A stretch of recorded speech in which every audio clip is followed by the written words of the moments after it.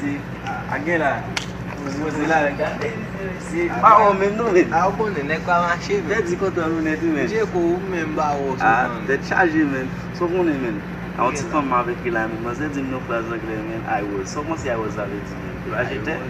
Jete. Kom sa de a ou mon chè. Pis ka jete l de si. Jete. Ba fin kwen nou men. Jet, bab li va remplase de vò fam nan nou men. A men mit may bas. Tèt chargé men. Ok men, men la jap vini men. Bonsoir. Salut, chérie, comment est? Bonsoir. Tèt chargé, comment va se journée? Très bien. Vous semblez pressé. Très aussi. Ou, Bamzo, qui sont pensés I was le dire français? I was with the house. Oh shit! Oh shit!